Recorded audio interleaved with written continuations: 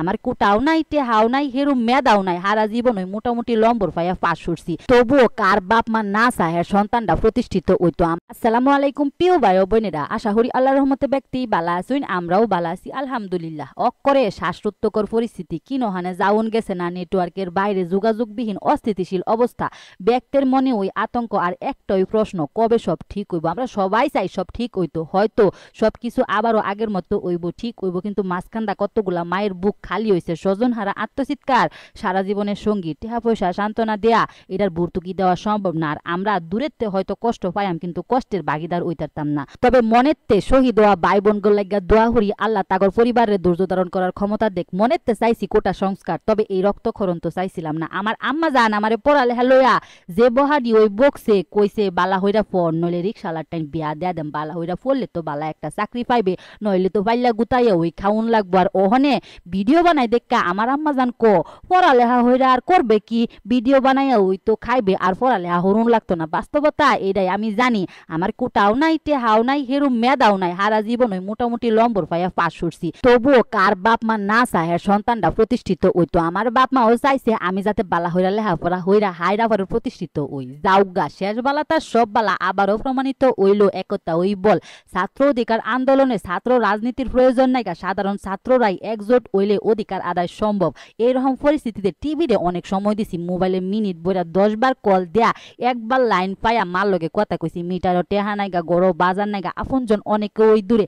এতদিন সব বন্ধ পাইয়াও মনে কোনো আনন্দ আছে না, খালি আসিন আতঙ্ক আর আতঙ্ক। তবে আমার শুরু ভাই ক্লাস 6-এ পড়ে, হেয়ার মনে অকরে ফুর্তির অভাব আসিন না, শিশু বুঝুন না, কিচ্ছু বুঝে না, কিন্তু সবকিছুর ঊর্ধ্বে হয়েছিল সন্তান হারা বাপ মায়ের আর্তনাদ। তাগর যে শূন্যতা, পৃথিবীর কোনো শক্তি ওই এই শূন্যতা পূরণ হইতো না। হয়তো সবই ঠিক হইব, আবার সব কাঠামোই ঠিক হইব, কিন্তু দিন শেষে সন্তান হারা বাপ মায়ের যে আর্তনাদ, তাগর যে শূন্যতা, এটা পৃথিবীর কোনো শক্তি এই শূন্যতা পূরণ হরতারতো না। হয়তো অন্ধকার দূর হইব, যারা বাইরে থাইকা আন্দোলন হচ্ছে প্রাণ হারাইছে, তাগর প্রাণের বিনিময়ে সুবিধা বুক হরাম আমরা। খানিকটা 1971 সালের মুক্তিযুদ্ধের লাইন হই, যারা মুক্তিযুদ্ধের সময় প্রাণ হারাইছে তাগর প্রাণের বিনিময়েই আমরা আজকে স্বাধীন দেশের নাগরিক।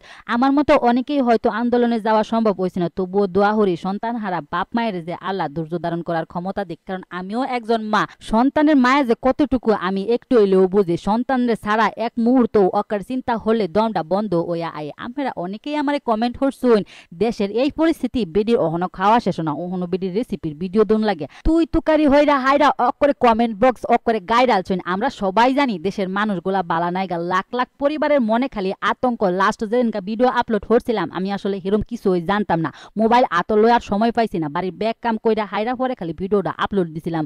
পরে মনে হল যে কমেন্ট বক্স দেখা হাইরা পরে চেক দিছি, আসলে ভিডিওটা ছাড়া আমার হয়তো বা ঠিক হইছে না, তবে কিন্তু আমি জানি না বুঝ যে হাইরা ভিডিওটা আপলোড করছিলাম না। দেশের সবার মনে যেরকম আতঙ্ক আমার মনেও কিন্তু হেরুম আতঙ্কই। আমার অবস্থার কথা আমি লগে কি কইতাম, আমার ছোট বোন বাইরে হোস্টেলে থাইকা লেখাপড়া করে, আমার বাতিজা বাস্তি সবাই অকরে ডাহার মাঝে থাইকা ওই লেখাপড়া করে। এরকম পরিস্থিতিতে ব্যক্তির মনে যেরকম আতঙ্ক আমার পরিবারের মনেও হিরুম আতঙ্ক ওই আসেন। এছাড়া আমরা মধ্যবিত্ত পরিবারের মানুষ, দিন শেষে ভোগান্তিটা আমগরই বেশি। যাওগা সবুজের বুকে লাল রঙের বৃত্তটা আরো গাঢ় হয়েছে, যেটা আমরা স্বাধীন দেশে থাইকা কোনোদিন কল্পনা করছি না। আমি নিজেও একজন ছাত্রী, মা এবং গৃহিণী, সব মিলাইয়া চাওডা ন্যায্য বিচার। আমি সুস্বাস্থ্য কামনা করি, সবসময় আল্লাহ সবার জায়গা থেকে হেফাজতে রাখুক, ধৈর্য ধারণ করার ক্ষমতা দিক। আমরা আমার লাগা দোয়া করুন যে আমরা যেবা আমার পাশে আসিলেন এবার থাকুন যে। আল্লাহ হাফেজ।